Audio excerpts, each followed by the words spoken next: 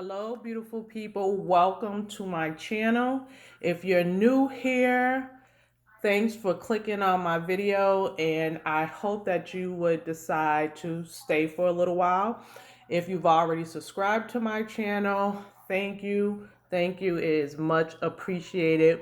And today, guys, we have what some of these younger people call on here, a banger of a story. So this is kind of like, it's not really a story time, but it's my experience with the Sisterlock class, and I kind of just wanted to put it out there because for this I had to pull out my fine china. This is for real tea right here.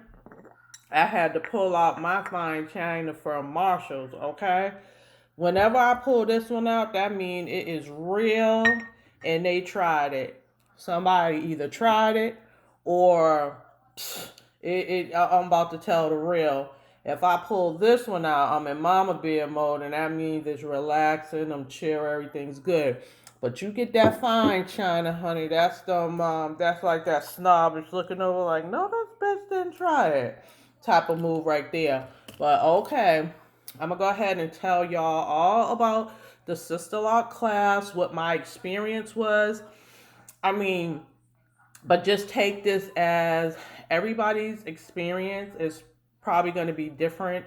If you decide that you want to take it and take it further, other than just looking for a consultant, but you want to actually take this class because you want to start doing sister locks or become whether it's a trainee, approved trainee, or consultant. Either way you want to do that. Before I get into the story, please consider subscribing to my channel, liking, and sharing, because this may help other people on their Sisterlock journey if they're trying to do that. So Faith Lock Life, please consider subscribing to the channel and liking.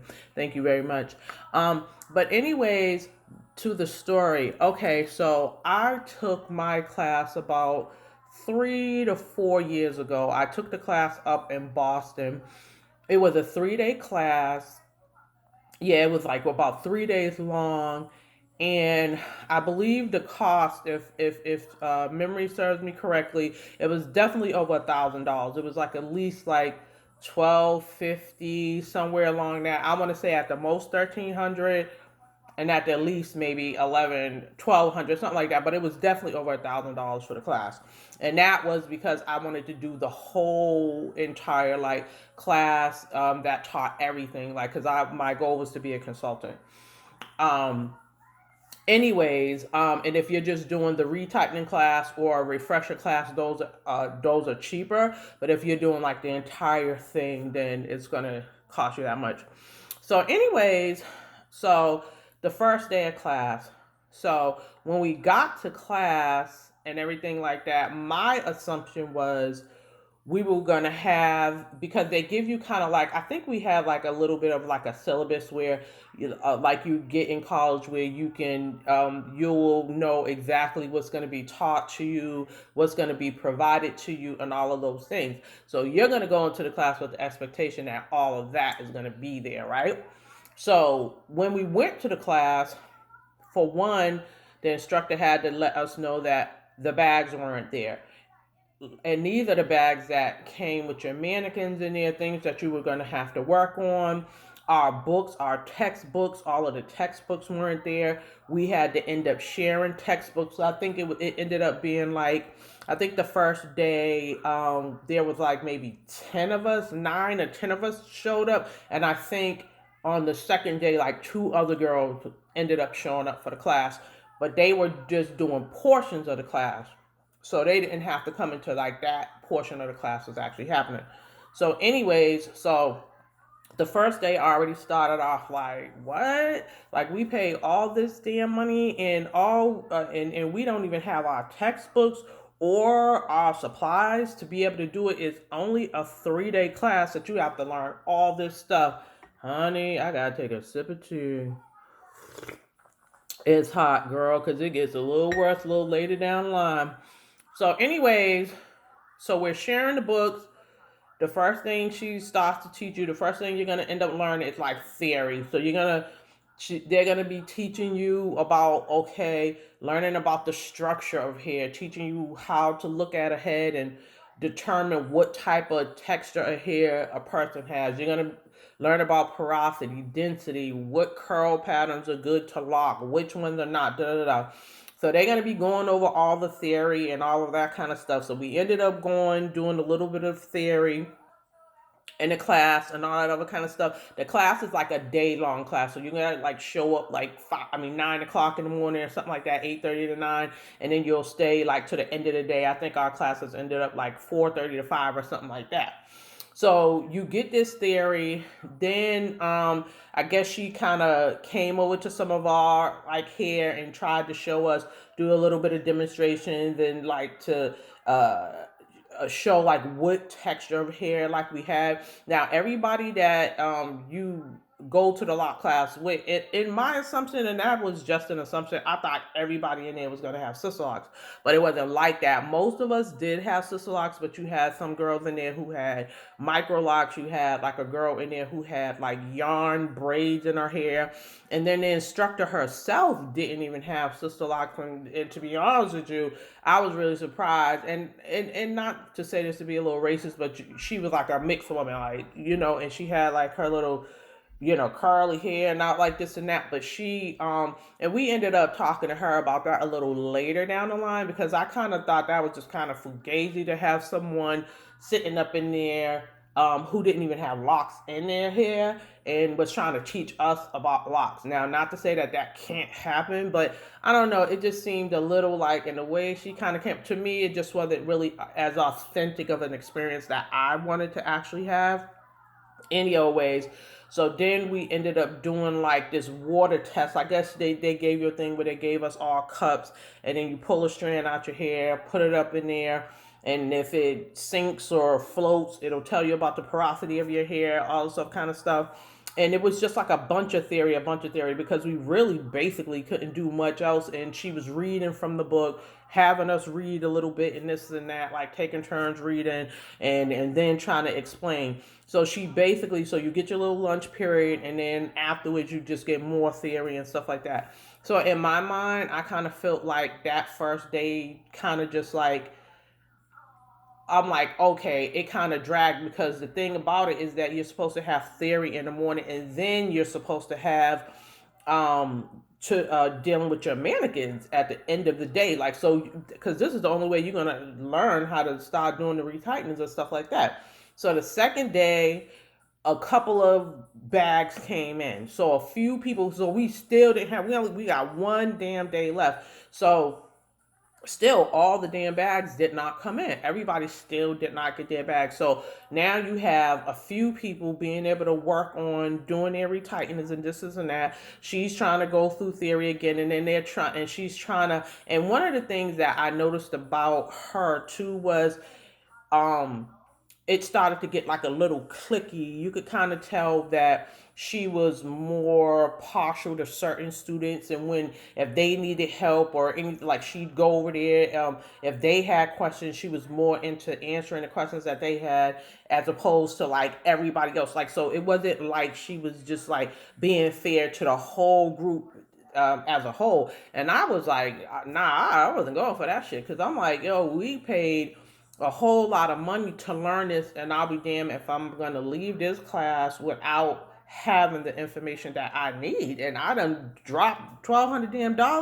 Oh no, you gonna interact with everybody in this class. So I like just put it out there, like, hey, I kind of feel like this is like a little bit, biased in terms of like how the interaction is with all of the students here, because I feel like some students are getting more attention, and then like some are clearly just being ignored. Everybody have questions and this and that, and I don't know, it was kind of like an energy you can kind of feel when someone has an energy towards you. I don't know if it was she, because she definitely came off to me like that too. I was one of the people who she kind of felt like, I could tell she was like kind of being distant towards. I don't know if my energy like kind of intimidated her or whatever like that, but it wasn't nothing like that, because I wasn't trying to kind of flex in the class or do anything like that. It was just about me trying to get what the hell I needed, so that when I left, I had my information.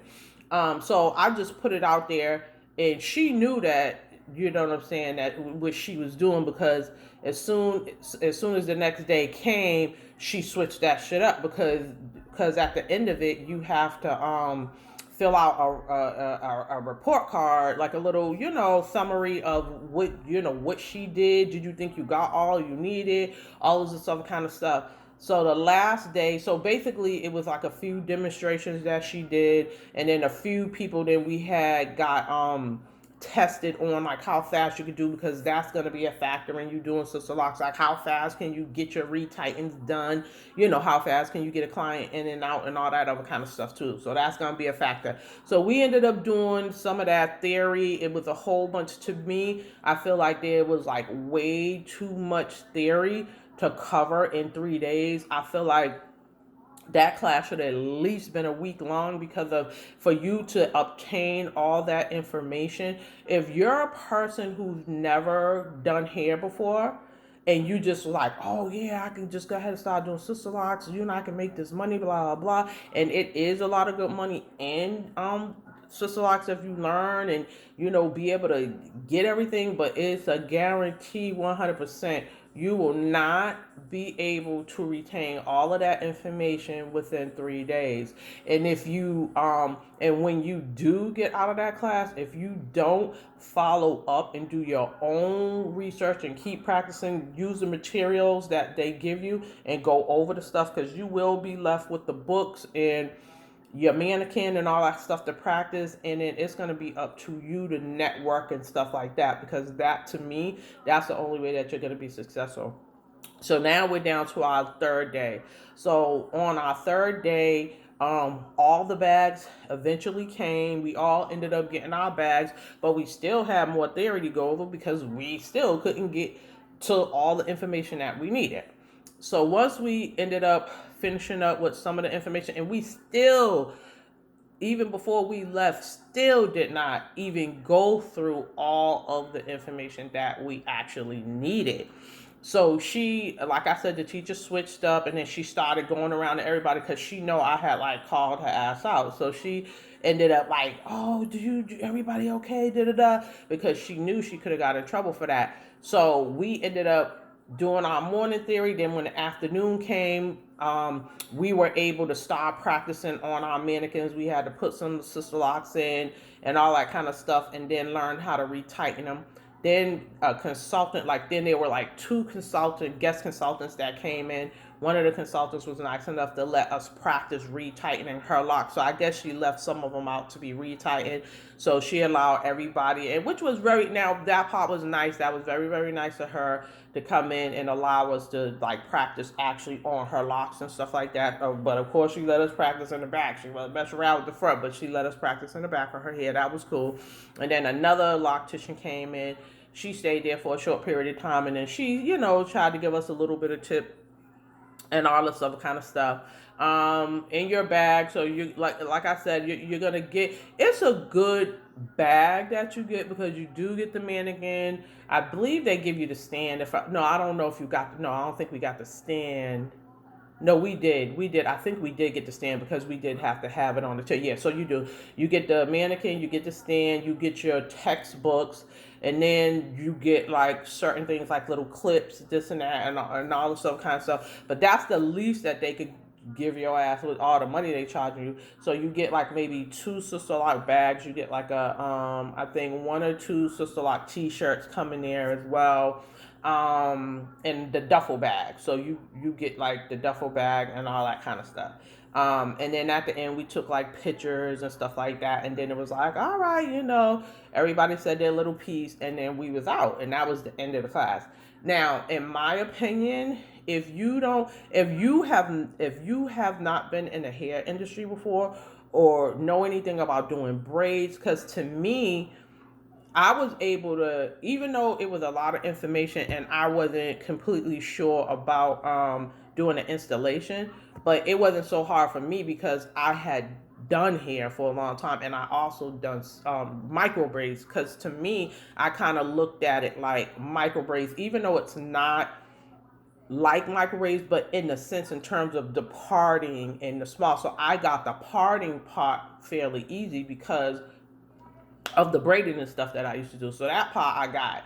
But you're not going to, if a person's never done this before, you're not gonna feel comfortable with putting an installation in somebody's hair, baby. You will not feel, you're not gonna be prepared, and you're not gonna feel comfortable. I feel like with that class it should be extended at least for a week out. And then I also feel like before you're even able to put an installation in someone's hair, that it will be required that you do that under the guidance of a consultant, like actually being there with you at a shop or somewhere, or you have to shadow. Like a requirement is maybe to do like a week of shadowing in a salon where someone under a consultant, you have to get a certain amount of hours, and then your actual installation has to be done under the guidance of a consultant, at least that first one for sure. And then you bring your little notebook or whatever you have and write down all your little notes and everything you might need to properly install a person. Because I don't care what nobody say, and if you speak to anybody who has taken that class, it is a damn fact that you're not going to be confident in putting an installation in someone's hair. Retightening, yes, you could be comfortable with retightening someone's hair, and I would actually recommend that if you, before you get to that install, to just, especially if you haven't done it before, just keep retightening, because as you start retightening somebody's hair, you're going to see the pattern, you're going to see the grid, you're going to see how it all looks. And then as you're doing it and going through the motions of doing all the steps that you're taught, you will learn, it will be kind of a little more easier for you. And then I would recommend that you definitely network with consultants. Like really be networking if that's something you really trying to build. If you really trying to make it your business long term, you definitely need to do that, because it's not like how I thought it was. Because I'm like, oh, this is our family. We about to be a family, but we about to be whatever. It's not as, like, people are not going to reach out to you like how you think they are. Like, I thought it was going to really be more of a real community and cohesiveness and all kind of stuff. If you don't work to do that, like really kind of network yourself, it's not going to happen. It's just not going to happen. And so I was kind of disappointed in certain things. And this is not to bash Sisterlocks, because I'm still wearing them and I actually love and enjoy the style. So it's not about that. It's just more about truth telling. It's just about being honest, just being real with what it is. That was the real deal. What really actually happened in our class, I actually feel like we should have got half of our money back, because for one, we did not get all that we was told that we was going to get, because everything was late for all our materials, all of that kind of stuff. So we did not even get what we paid for, to be honest. So that was definitely seriously disappointing to me. I was actually really disappointed. And if I was to rate that class, it was a 2.5 for me. Because some things I got, but a lot I feel like we got duped on. And that's to be honest now. So, I mean, other places might be different, because some people might have, it depends on who's teaching that class for you and all of that type of stuff. And so when we asked her, oh yeah, right, for the end, right, we asked her, oh, so you don't wear Sisterlocks, how come you never put Sisterlocks in your hair? And then she was like, oh, well, if you could see my hair, you could tell with my curly hair, that won't make sense or whatever. And I know a lot of people, I know y'all probably feel like, oh, who's this little half-white woman trying to tell us how to put locks in our hair? But believe me, girl, I mean, hey, if you don't, I just prove it to them, my clients or whatever, whoever comes to me, I just have to prove it to them that I know what I'm doing and all this other kind of stuff. But anyways, I just was like, I don't know, it was a bop for me, a flop, not a bop, like how I forgot what that guy's name here on YouTube, when he be like doing the ratings on the music video, if it's a bop or a flop. To me, I'm sorry, that class was like a flop. Some people may have had a good experience, but to me, I did not. On a whole other note, so that was it. That was the Sisterlock class. I hope everybody else who does decide to take that class have a way better experience than I had, and that they have everything that they need so that they can get the best possible training, to be able to go out and do the best job that they can do. But like I said, make sure you go ahead and network, and do your retightening so that you can get familiar with the style and how it is actually in a person's hair, so it will make you more comfortable once you're doing your first installation. With that said, I promised a quick little, not story time, but a fun fact about me is that, like I said, I did grow up in Boston, and I grew up in the Roxbury area, and I grew up with New Edition. Yep, the music group New Edition. I actually grew up with them from a young age. We actually went to school together. It was Ralph, Ronnie. They went, I believe, to my middle school and high school with me. And then Bobby, Ricky, and Mike, they ended up going to different schools, but we would all meet up at the same at the same bus stops, but it was like different buses that went to different schools. And so we were like there from the beginning, like before they were New Edition, before we even knew that they were going to be big. They lived in Orchard Park Projects, which was down the street from where we lived, and we lived up the hill. So we were considered the up the hill girls and boys, the kids from up the hill, and they lived in the projects called Orchard Park Projects. But we all still lived in the Roxbury area. That was still considered the Roxbury area. AKA the hood, but you just had some streets and areas that was a little bit better than others, as far as safety wise and living. But trust and believe me, it was all rough right up around there. And we used to hang down in Orchard Park with them, and sometimes they would come up our way, and we just all saw each other around, because that was like at the corner store to an area we lived called Dudley Station, and that was like the spot. Dudley Station was the spot where everybody would just merge and hang out. We had the trains. We used to have trains that was up in the sky, so we used to go like on these platforms, and where now you might see trains that are leveled, that are on the ground. Our trains back in the day used to be up in the sky. So when you got on the platforms, got on the trains, you would be looking down, and you would be looking down with cars riding under you. So it was a little bit scary and crazy, but that's the type of trains we had in Boston. But anyways, we watched them from their first beginnings on the bus, where they used to sing and practice on the bus and say, oh, well, we're going down Dudley and we're going to practice and stuff like that. So they would be on corners. And I don't know if people are familiar, but if anyone here is from Boston, you will remember that we had a lot of talent shows back in the day. So there would be places like Joe's Jaguar, Hi-Hats, the Lee School. You had all these different places, and it was a lot of different dance and singing groups back then. And Boston was just like a whole bunch of dance, little young groups trying to make it or whatever. And New Edition was one of the groups.